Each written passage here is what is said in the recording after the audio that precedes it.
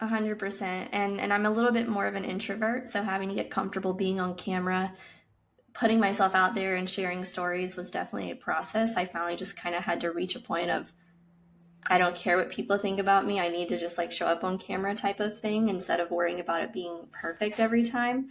But I remember when I first started, I like didn't even share what my business social accounts were with family and friends because I like didn't want the pressure of them watching me. I wanted just to start to branch out into who my ideal clients would be without knowing that like Aunt so and so is also watching what you're posting. And it took a little while for me to feel more comfortable telling friends and family that I was running a business kind of thing, which I don't know. I don't know if others deal with that or if it was just me, but it took a little while for me to be comfortable doing that type of marketing where anyone and everyone could see me. Welcome to Inspiration Contagion, where we spread inspiration one story at a time. I am your host, Holly Jean Jackson. Each interview spotlights transformational business leaders, their stories, challenges, and advice for how you too can lead yourself and others through inspiration. Learn how you too can achieve peak performance, build more revenue, and lead the legacy you were meant to lead. Welcome back to episode 102 of Inspiration Contagion. It's still hard to believe we've done over 100 of these things. Exciting to be here. This week, my guest is Caitlyn Wells. Caitlyn is the founder of Upwell Strategies. Her business is an agency designed to help you build an impactful and profitable business that aligns with your vision for your business and your life. She and her team support small businesses in building sustainable businesses that are designed to scale. As a mom to a young child, Caitlyn leans in on the importance of creating systems, processes, and operational strategies with her business in order to have valuable time with her family while also successfully growing Upwell Strategies. With that, welcome, Caitlyn. Thank you. Yeah, it's great to have you here. You were talking about my love language in business when we talk about strategy and operation and processes and nerding out on making life easier. So with that, I first want to ask you, what makes you such an inspirational leader, or what would you say is your secret sauce? I would say my secret sauce is how we go about executing things empathetically. So we don't take a one-size-fits-all approach, and we understand that the majority of our clients are creative visionaries, and so they operate differently. And me as a mom to a 2-year-old, my work life looks a lot different than someone with no children. And so we take all of the personal and the life things into account when we're helping map out systems and processes for your business as you're growing to make sure that they actually align with what makes sense for you. And we also do this when helping to set goals, because some more aggressive goals might make sense for someone with much more time on their hands to work than for a mom of multiple kids. Yeah, that's a really great reminder that you cannot separate business and life. How we do one thing is how we do everything. And in particular, depending on the season of life you are in, you need to accommodate and consider that when you set your goals so that they're actually reasonable and achievable. So when I'm working with a client who is a mom of young children, and it's a huge priority to spend time and have capacity for their children, her goals are going to look very different than a mom who's an empty nester and has a lot of time on her hands and is really excited about growing that thing and has capacity to spend more time in that. Great reminder. You can also, by the way, be super successful either way. It's just getting clear on what success is for you in that phase of life. So, Caitlyn, I want to ask you, what does inspiration mean to you in this phase of your life? Yeah, the big inspirational people and things and content I see for me are when I see other moms of young children building a life they love, both within their work career and their personal life. So when I first had my daughter, I felt this like tug of war and tension within me of wanting to continue to be ambitious and grow the business the way I had been, but also wanting to just like be home and snuggle with my little baby all the time. And so it's been a process over the past 2 years of figuring out a good balance there, and knowing that it's not a you just pick one, that you can definitely have both and be ambitious in your career while still being a very present and active mom. And seeing other moms do that is always a big inspiration to me. Yeah, I think anybody who is able to balance and juggle and showcase and walk the talk of having it all, because they've clearly defined finding that balance for them and what success looks like, is always inspiring. And I am personally not a mom. I am an aunt of 5 very young Mm-hmm. nephews, 5 rambunctious, fun, playful boys. And I have to tell you, they keep you on your feet. And Oh, so yeah. I definitely have tons of respect for parents, moms and dads, that can juggle it all and do a really wonderful job of raising that next generation, because it looks like a lot of work and requires a lot of patience. A So lot of it's patience. yeah, I can only imagine. But I'm sure that that also makes you even better at listening, being empathetic, and working with your clients too. Yeah, it's actually kind of crazy. I was talking with another mom, business owner of a 2.5-year-old. Our children are like a week apart. And we were talking about how a lot of times the way that you find yourselves having to be overly communicative to a toddler, you find that that translates into how you do your work in your business too. And there's a lot of small business owners who have toddler tendencies where you can kind of learn from both, with how to navigate that. That's so funny. I was kind of chuckling because, yes, I have definitely run into so many small business owners who have that toddler tendency. It's almost like you have to learn this patience and hand holding and really breaking things down that you think are simple, but they don't find them to be simple. So toddlers and children are a great reminder to simplify Hmm. things further. So for our listeners, if you're wondering, how could you simplify this even more in your business? My challenge to you is to break your business down to a toddler or a 5 year Hmm. old and see what questions they ask, because they're going to ask you why a million times, and it's going to help you get to your real why. Yep, yep. Love it. So we're going to shift gears just a little bit. We're going to talk about peak performance. Caitlyn, I'd love to hear how you define peak performance and how have you arrived at your definition? Yeah, I would say that my definition of peak performance is if it's a day where I felt like I gave my all, then I did my peak for that day. So, some days when I'm very energized and going through and cranking through a lot of work, my peak looks a lot higher than on the days where I might have been up all night with my child. And I might only be putting forth maybe about 30% of what those other peak days are, but on that day, it's my 100%. And so that's something I've had to come to terms with, is that not every day is going to look as productive as other days. And that's okay, because we're not meant to be operating at that type of full capacity every day like robots. Well, even a robot operating at 100% capacity every day eventually breaks down. So, Yeah, it's got to have that reboot of the operating system, upgrade, all the things. Zoom keeps sending these upgrades. I'm like really annoyed. I'm like, come on, Zoom, just magically upgrade.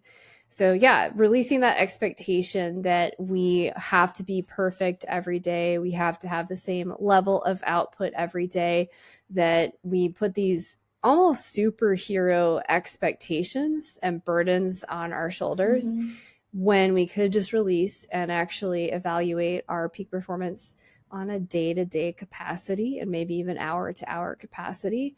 And when life throws us a curveball, we're not going to be at the same peak level of 100%, because that's life and that's always going to be the case. 100%. I like to plan my weeks at only about 80% capacity, like in the hours I know I'll be working, because I feel like that 20% buffer is really needed for random things that might come up, or just if life happens and you're not feeling it one day. That is a really great reminder. I'm putting that in bold and italics in my notes, because sometimes I think that I forget I'm not Superwoman.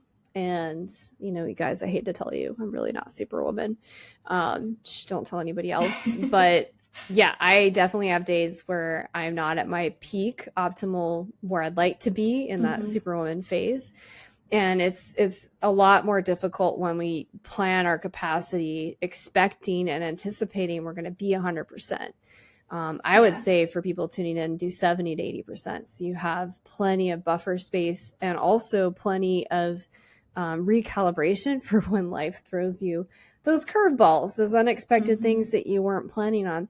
And by the way, kind of a side note, my new secret for Yeah. people that are really listening for those days where I'm really struggling, there's this new product that I have discovered. It's called Magic Mind. Look at that. It's Nice. really cool. I like the little wave on there too. Magic Mind, it's got all natural stuff in it and it helps you with energy, but also with focus. So if I have a day where I'm really off, I'll use Magic Mind in the morning alongside my beautiful cup of coffee because I can't give that up. But I will also use it on my focus days so that when I'm working on my business, I'm hyper focused and I can be closer to that 100% calibration so that I can do the strategic things that I need to up level our team and our strategy. So Nice. that's my pro tip. Now, I want to ask you obviously, we just talked about the ebbs and flows, the peaks and the valleys. What are some of the challenges or obstacles that you faced along your performance, your journey to achieving today's peak performance? What were some of the biggest ones? Um, I would say it all starts with how my rest was the night before. If I did not get a good night rest or I went to bed stressed about an upcoming deadline, um, the next day is probably going to be a mental challenge of pushing through to continue to do the work. I would say whenever I'm struggling to kind of have one of those peak days, I find that usually taking a break and doing a short walk outside is very helpful.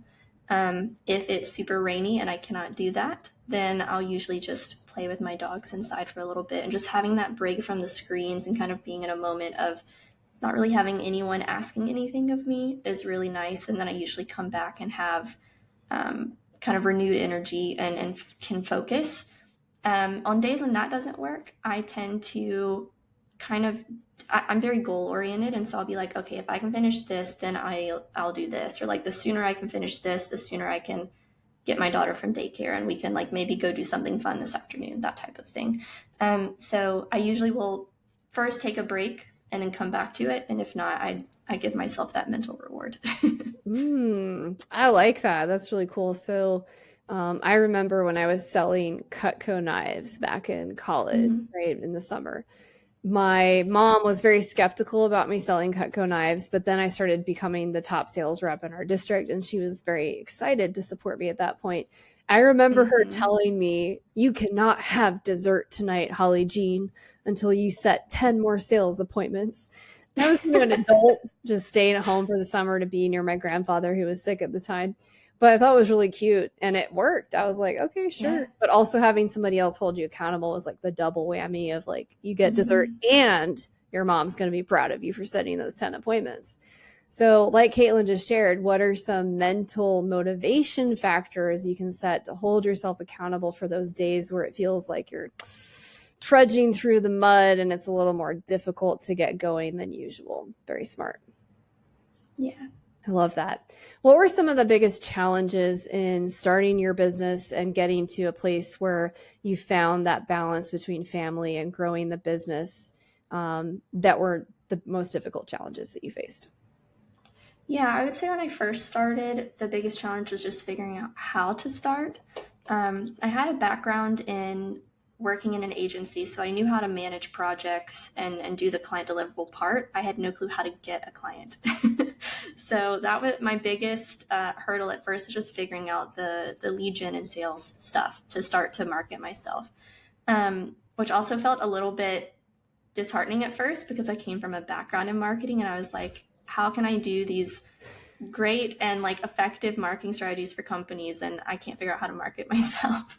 So that was kind of the first hurdle. But then I also started my business about a year and a half before I gave birth to my daughter. So that first year and a half, I was able to kind of really go all in and put as much work as I wanted into it. Not to mention it overlapped with COVID when the world shut down. So I had a lot of time on my hands.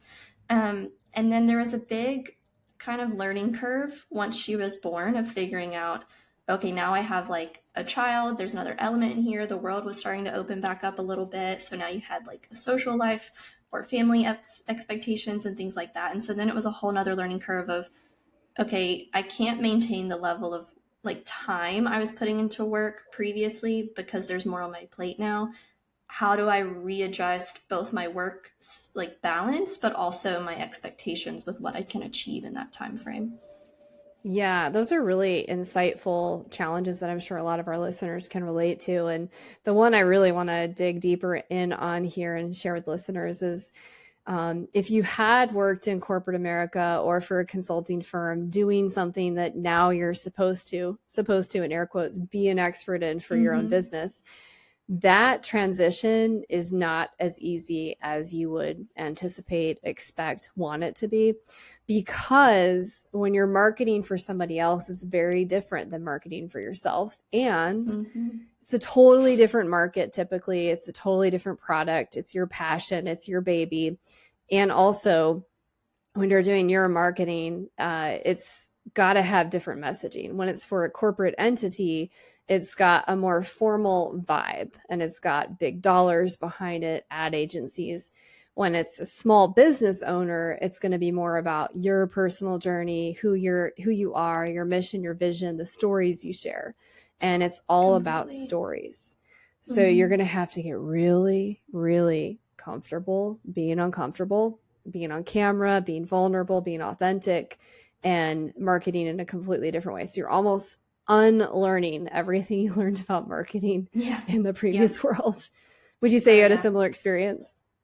100%. And I'm a little bit more of an introvert, so having to get comfortable being on camera, putting myself out there and sharing stories was definitely a process. I finally just kind of had to reach a point of, I don't care what people think about me. I need to just like show up on camera type of thing instead of worrying about it being perfect every time. But I remember when I first started, I like didn't even share what my business social accounts were with family and friends because I like didn't want the pressure of them watching me. I wanted just to start to branch out into who my ideal clients would be without knowing that like Aunt so and so is also watching what you're posting. And it took a little while for me to feel more comfortable telling friends and family that I was running a business kind of thing, which I don't know. I don't know if others deal with that or if it was just me, but it took a little while for me to be comfortable doing that type of marketing where anyone and everyone could see me. No, I mean, I agree. It's kind of a stair stepping and dipping your toe into that process, baby steps where, and for some people too, also listeners, there is a time and a place when you invite certain friends and certain family members into your world.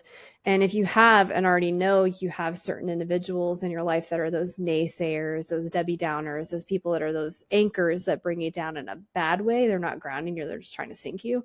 I would hold back on sharing that until you feel Mm-hmm. really good about it and you feel really strong and confident, and they're not going to be able to shake your grounding because that's not going to help you move forward at all. So really Mm-hmm. important to be mindful of who you invite. But then yes, once you're in that place where you feel excited, you're grounded, you don't care what other people think, then you should be screaming it from the rooftops on the airplane next to you.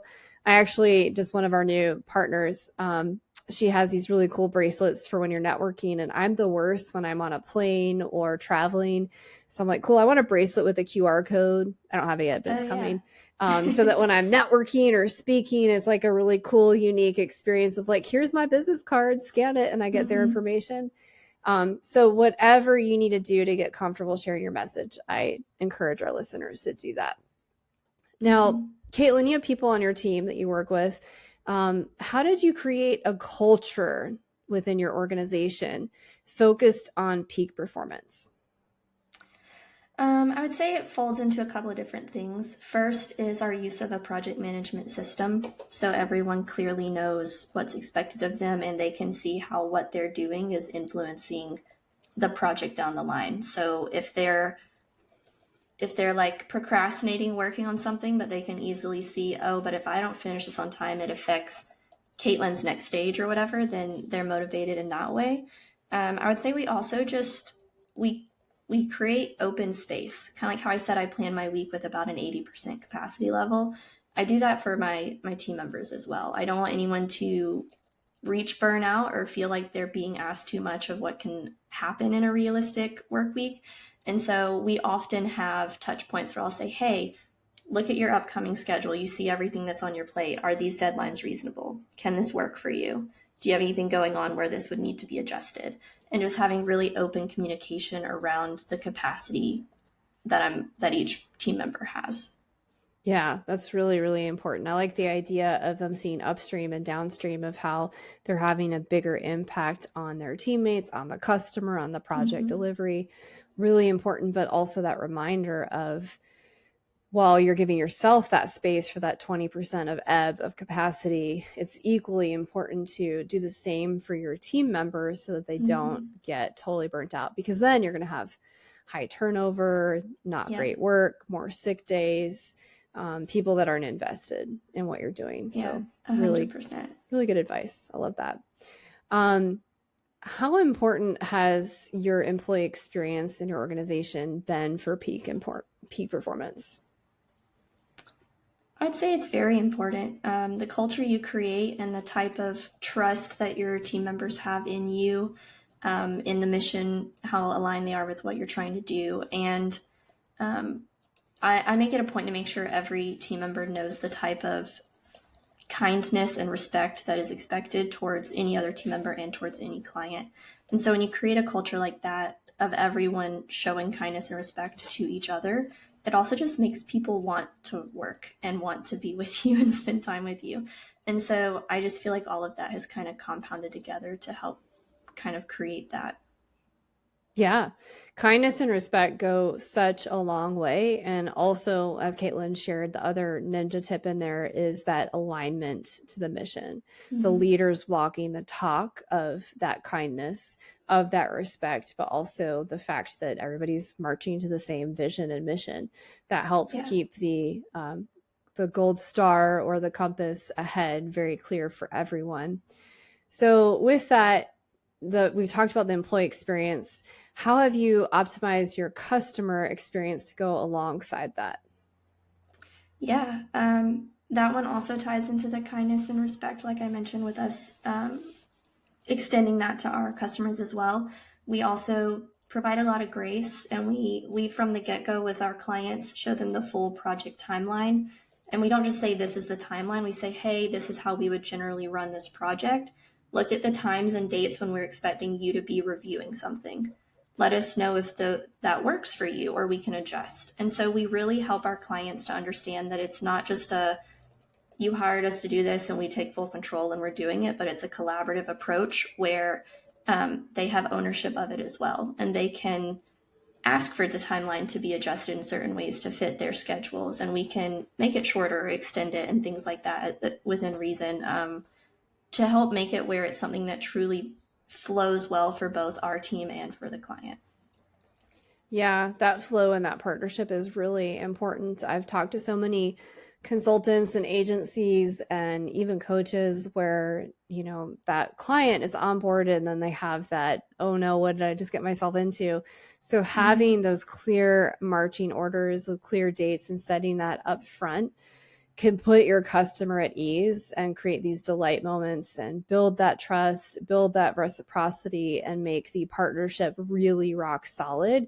And that's how you create that culture of having an amazing fan base. You're going to get referrals, repeat customers, and it makes the employee experience so much better because the customer is happy versus Mm-hmm. the opposite of that is not fun. It's a nightmare. So very, Yeah. very good. Yeah. And it adds some accountability onto both the client and us, because now the team knows the client has seen and approved the timeline. So they're more driven to stick to their deadlines as well. But then the client also has that accountability of they can see the full breadth of what's happening and how them not getting that review back to us in time delays our ability to continue to do what they've hired us to do. Yeah, I like that too. And that's really key when you're doing consulting work in any capacity. And even, I guess, maybe for coaches, but even more with consulting, if you don't have that accountability on both sides, it's so funny. Like a client will hire you for something and you're like, well, we have Mm-hmm. to have this first hour call so that I have all the resources that I need to Mm-hmm. deliver all the things that I'm magically going to produce for you. And if they aren't able to schedule that and show up, then that creates this lag in being able to deliver that and design those solutions for them. So Mm-hmm. creating those touch points for understanding the relationship balance up front is really, really crucial. Yeah. Cool. So we're going to shift to everybody's favorite part of the conversation. We're going to talk about money or revenue.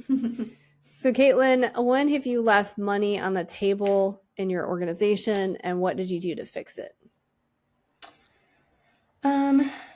I would say the biggest learning for me in the past 12 months was that when you're busy, don't stop marketing. So I had a very busy season last year where I was probably slightly overbooked with work.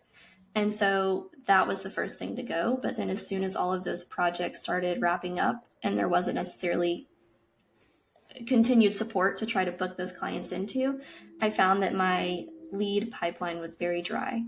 And it was a big learning moment because then I had a few months dip of scrambling to try to fill my client roster. And so now I have a newfound respect for keeping that flowing, regardless of if it's a busy or a slow season. Because I definitely think there are people we could have served that just didn't know about us because we went silent for multiple months.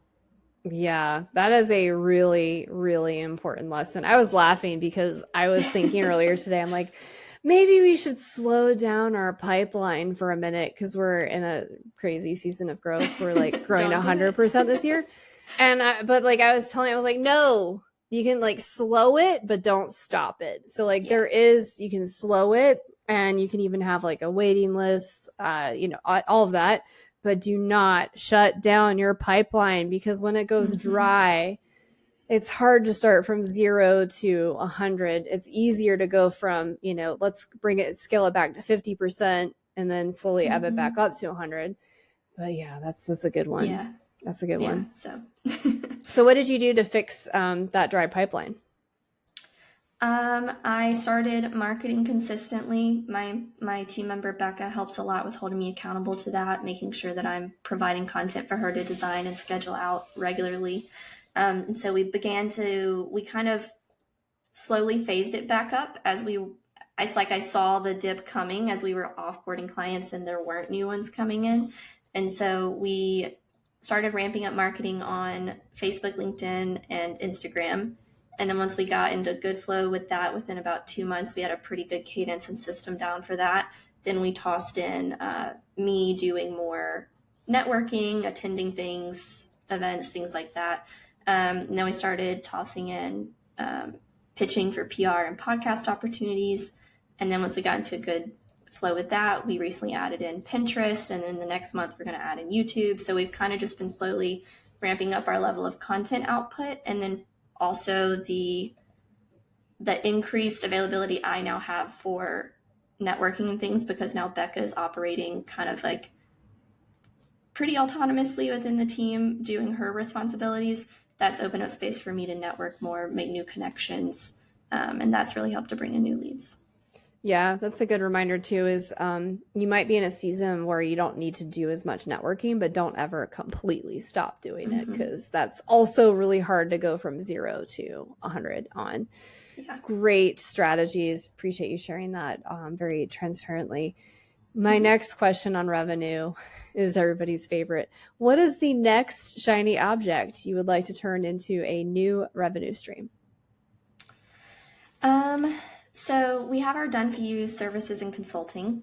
And then in May, we launched the Visionary Vault, which is a digital product shop that has tools and resources to help small business owners with their business planning and mapping out processes and things like that.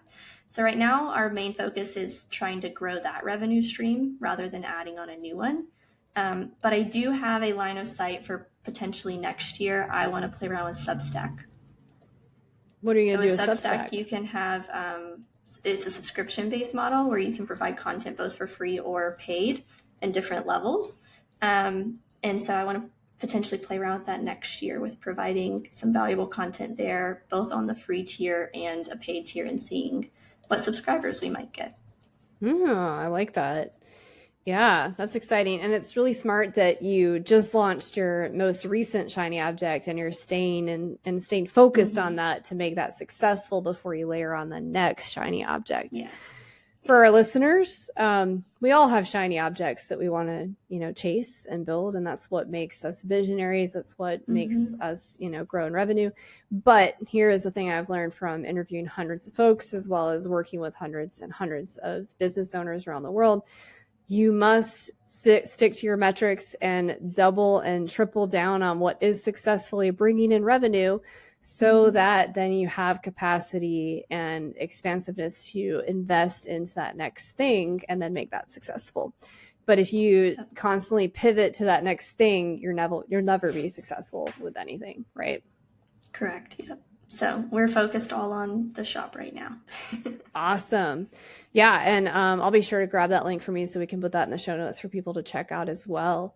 All right. Definitely. We're going to do our 2 wrap-up questions. This has been a wonderful interview. Thank you so much for your time.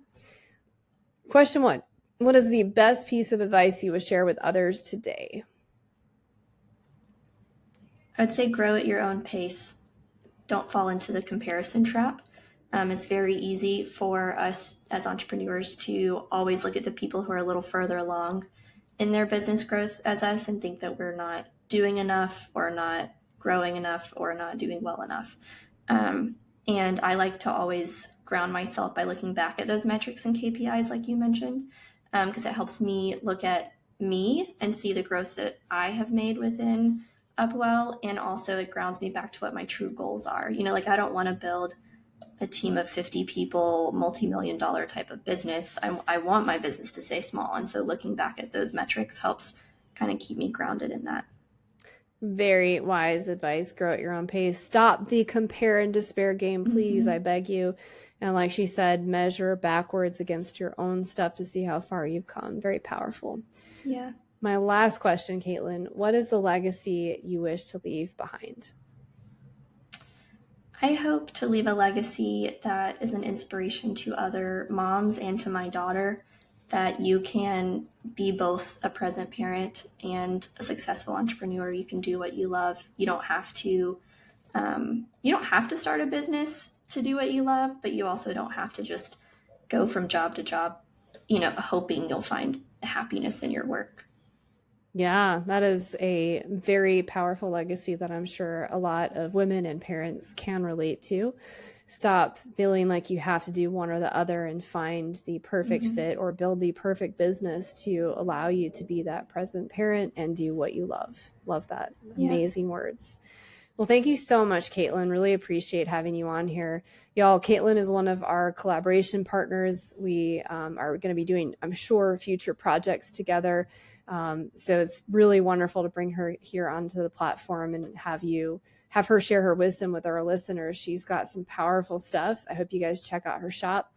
In the show notes, we will have all of her links for the company as well as Caitlyn, so you can get in touch with her directly. Thank you, Caitlyn. This is so delightful. I loved your answers. Really enticing things for people to chew on. Really great stories that a lot of our listeners can relate to. So thank you so much. Awesome. Yeah. And to our listeners, I will see you on our next episode. Thank you so much. Thank you for joining the show today. I hope you were inspired. More importantly, I hope you take action. If the show inspired you, I ask that you subscribe and share it with your network. Let's spread inspiration together today.